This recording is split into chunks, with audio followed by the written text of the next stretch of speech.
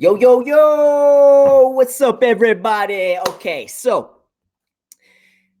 this is my brand new podcast. Okay, I used to have one of these years ago, way before they really got popular, right? But it was kind of a pain to get these things launched, to get these things up on the web and everything. And I just got really just tired of dealing with it, and so I closed the one that I had. But podcasts are hot. The technology has improved, and here I am doing it all over again from scratch. Okay. So, what's the reason that I'm making this? Actually, let me back up. Okay. Do you belong here? Okay. That's the question.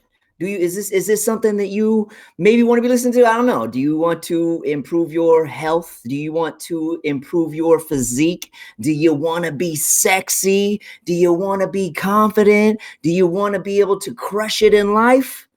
If so, then you belong here. Okay. If you don't want these things, then just close this out right now. Okay. There's some things that you got to know in case you guys have not come across me before.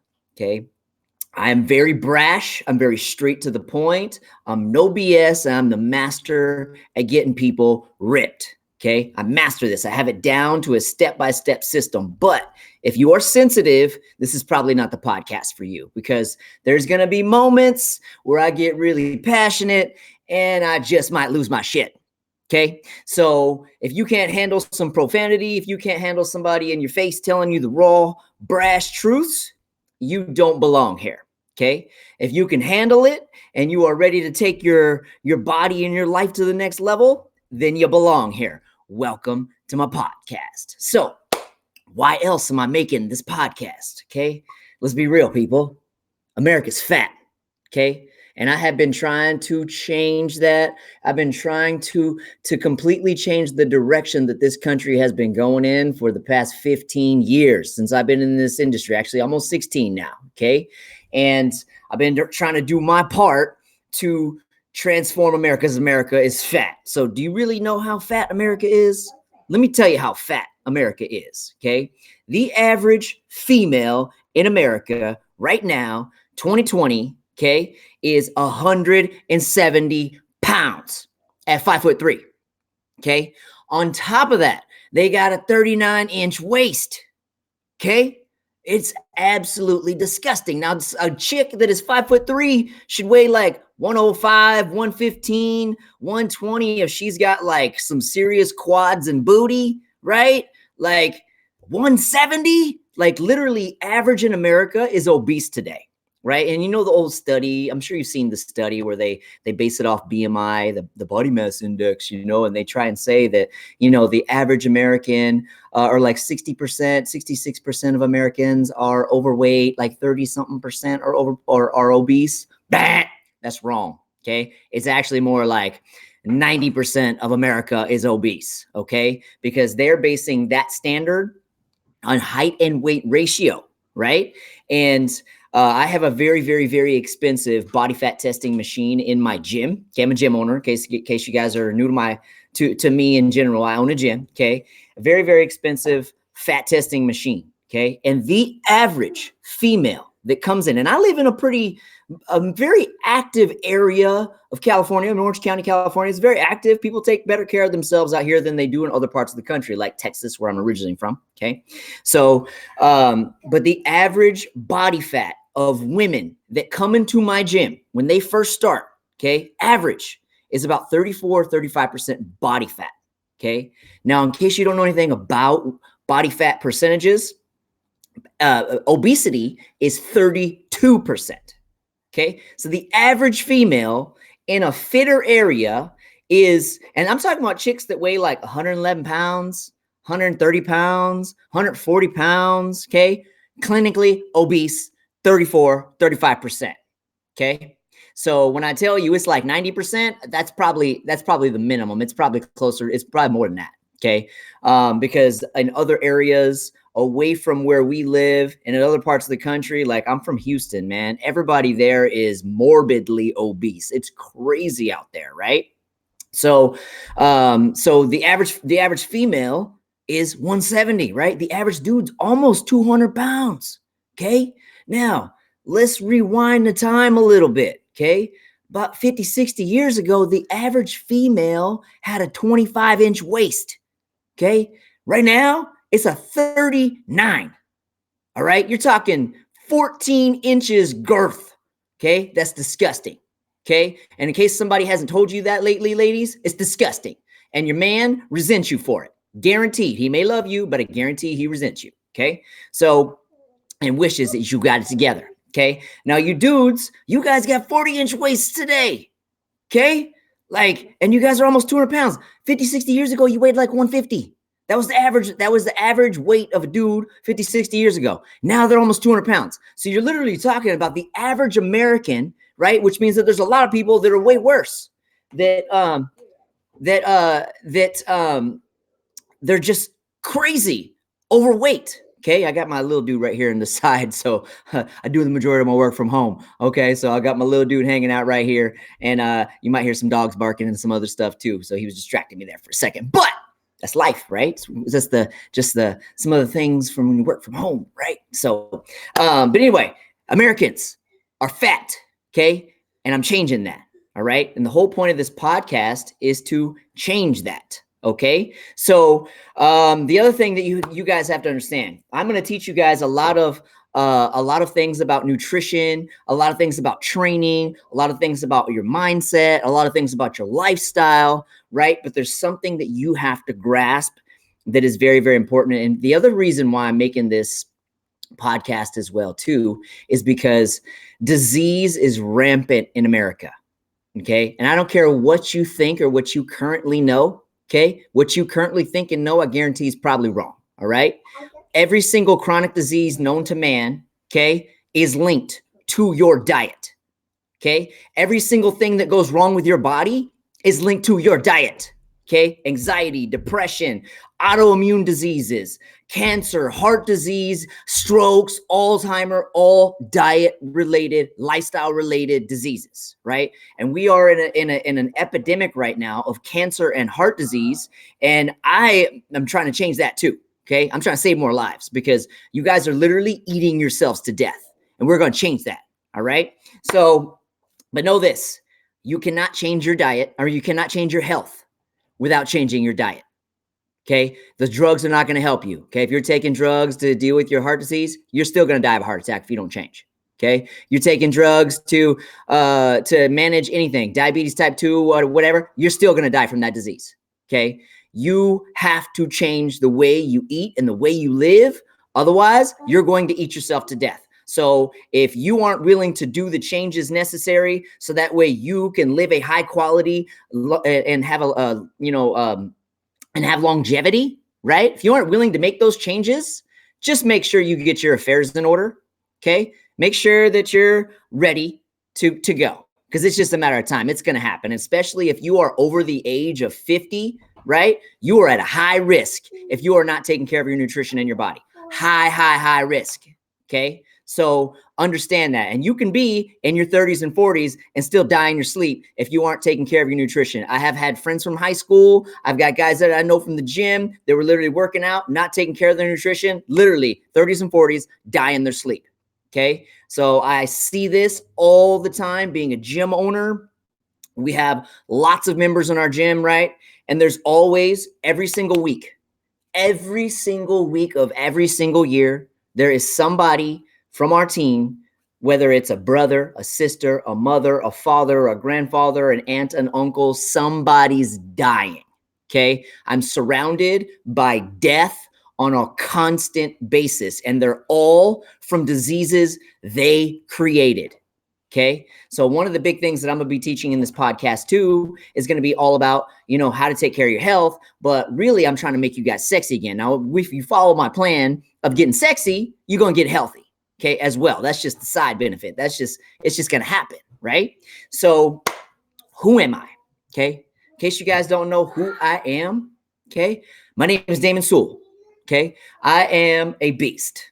All right. Just be straight up with it. Okay. I master all this stuff from disease reversal to getting people six packs and getting bodies defined. I have written 2 books. Okay. On how to literally step by step how to transform your body. I got one for men, one for women, right? Two separate things. Like I said, I own a gym and I make people sexy all year round. Okay. So if you've ever seen my social medias, you see that my clients are super, super, super, super sexy. Okay. So I'm doing my part to make America sexy again, which is where I got the name for this podcast, because I've been trying to do my part to make America sexy again for a long time. And this is just another avenue and another piece of content that I'm putting out on the market so that way I can change the world, baby, because those who are crazy enough to think that they can are the ones that do. Okay. And I'm a little crazy. So I would do this on a normal daily basis anyway. You know, I'm on my Facebook all the time. I make videos, Instagram. I'm always doing videos and teaching these things all the time, every single day anyway. Right. But these podcasts are another avenue and another way to get content out. So people who consume this type of content, you know, people would prefer to listen to a podcast and watch a Facebook video or watch a YouTube video instead of listen to a podcast. So I'm doing both of those right now. Okay. So next thing, and another reason why I'm trying to make America sexy again is because I believe that as a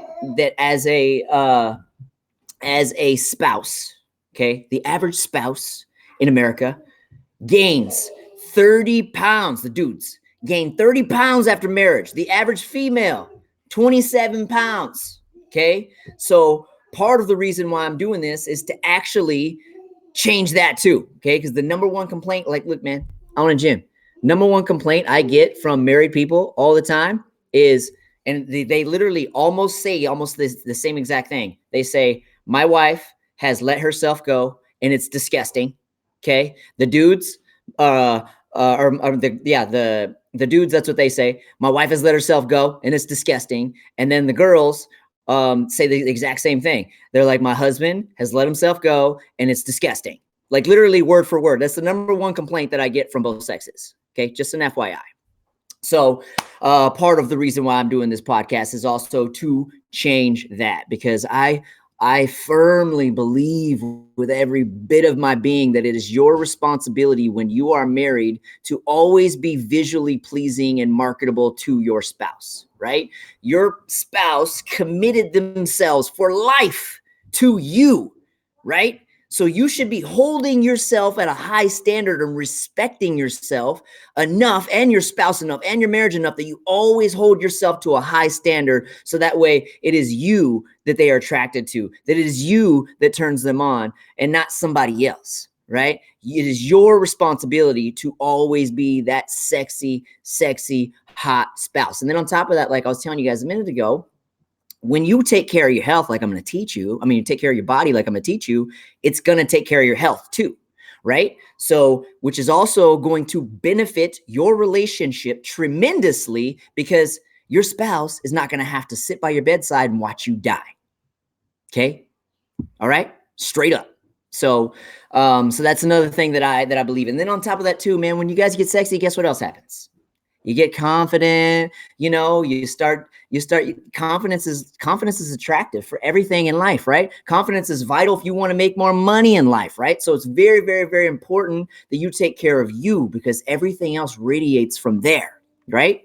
So, that actually leads to my next point, right? Because I have found that this is actually where I came up the name of my first book. The name of my first book was called The Shredded Executive, and the reason why I named it that was because I was noticing that every time my clients got ripped, like their businesses just took off, right? Just exponentially. And it makes sense. Think about it, right?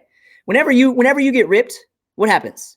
You're confident. Right? You believe in yourself. You got more discipline. You got more energy, right? So you take more risks. You push those boundaries. You believe in yourself. So you push those boundaries and you push harder and harder. Boom, you get business, baby.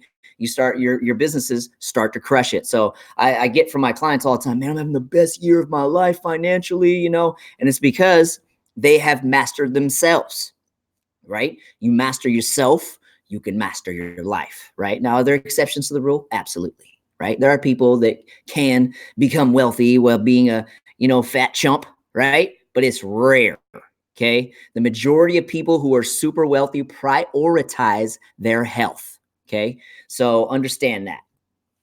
So one of my big things and one of the big missions that I have behind this is that I want you guys to be fitter and richer. Those are my two favorite things I want people to do is to be fitter and be richer. And that's because you're going to live life on a completely different level whenever you are ripped or really defined and sexy as hell and you're making a lot more money. You're going to live life in a completely different level. Now, just so you guys know, okay, I haven't always been fit.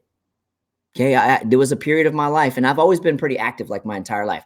So I'll tell you a little story real fast. I'll tell you my fat story, right? Since we're here, this just popped in my head just now. I'm gonna tell you my fat story, okay? Because I wasn't always ripped, okay? So when I was, oh man, I think I was like 23. I used to ride motocross and things like that, right? And if you've ever ridden motocross, you know you're going to crash, right? It's going to happen, right? It's an inevitable thing. You're gonna crash, right? You're gonna break bones. It's just how it is, right? So I used to live off fast food. Okay, I used to eat terrible, right? Literally lived off fast food all day, every single day of my life. Okay, like I was in the Marine Corps. That's another thing too. In case you guys didn't know that, I used to be in the Marine Corps as well too, from '97 to 2001, and I literally lived off fast food 24/7, right? But I've always had a love for nutrition, right? I just didn't understand how much nutrition affected every single aspect of your life until way later in life, right? So anyway, 23, used to do freestyle motocross, and I was practicing this jump and had a really bad landing and bow, broke both bones in my lower leg. Okay, now keep in mind, I used to eat a lot of fast food. And I was never out of shape, even though I lived off fast food, because I was really active. I used to ride. And if you've ever ridden, dirt bikes before, you know that like it's very physically demanding and you burn a ton of calories. Okay. So I used to ride for hours, like every day. Plus I used to work out at the gym. So I was very, very active. So I was just burning crazy amount of calories, like every single day. And then I crashed, right? Had to have surgery to have my leg put back together. Got a plate and 9 screws put in, and I couldn't walk, couldn't run, couldn't do anything. And I was off my feet for 13 weeks. Okay. Now keep in mind, I continued to eat the way that I had always eaten. And I got fat, really, really fat, really, really fast. Okay. And I literally felt my confidence disappearing. I literally started having anxiety, started to feel depression, and, come to understand now why. But back then I didn't know why. I thought it was just because I was losing my confidence, when in reality it was because the foods that I was eating are very inflammatory and they were depleting my body of nutrients. And I wasn't active trying to counter it with my endorphin highs and stuff like that from my working out, right? And my activity. And I was literally just like, it was terrible. Like I remember there would be times where like I'd just be sitting at home and I'd just start crying. And I'm like, the hell's wrong with me, man?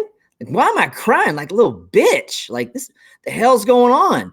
And, so anyway, about 10 weeks into me being off my legs, I had gained a pretty significant amount of fat. Okay. To the point to where my girlfriend at the time was calling me Buddha. Okay. That's how bad it was. And, and so one day I'm in the shower and I had to sit down when I took a shower, right? Because I couldn't walk on my leg. I couldn't put any weight on. This is about 10 weeks into it. I probably had gained like a good 25, 30 pounds by this point, right? I'm fat. Okay. I'm fat. Like I got a belly, like it's gross. Okay. And then I'm sitting in the shower and I'm literally, I'm sitting down in the shower and my stomach is laying on my thighs, right? So I could feel the skin on the bottom of my stomach touching my thighs. I'd never felt that before in my life. Okay. And I freaked out. I literally was like, what the hell? Oh, hell no. And I literally turned off the shower. I literally got dressed, got in the car, drove straight to the gym. Okay. Keep in mind, I hadn't worked out in 10 weeks this entire time. Right.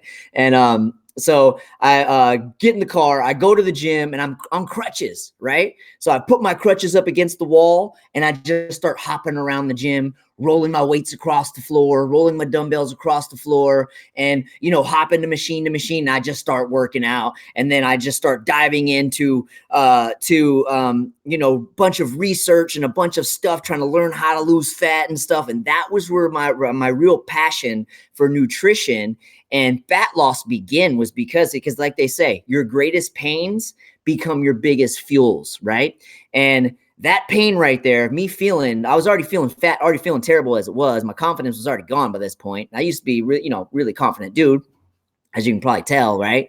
But I've always been super active. And when I was taken out, I couldn't do what I normally did. I lost it all, right? And so anyway, so I started researching, doing a lot of stuff. Actually, during this period of me breaking my leg, I couldn't work or anything either, right? And I actually was studying to become a trainer at the same time. And but I hadn't really dove into it yet. And after that day with my fat touching my thighs, I dove into it. It was like a home study course. And I just dove into it, started researching like crazy. And then right whenever I got released, like literally that day that I got released to start working out again, I was running.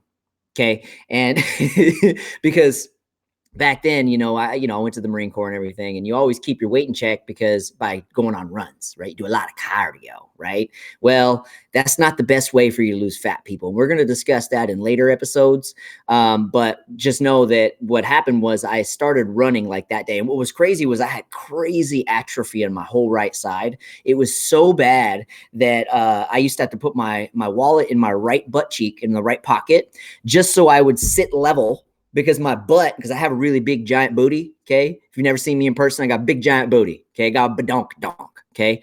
And my butt had shrunk because the muscle was gone because I wasn't using it. It atrophied so bad. So my leg looked like a pencil. My butt was flat on one side.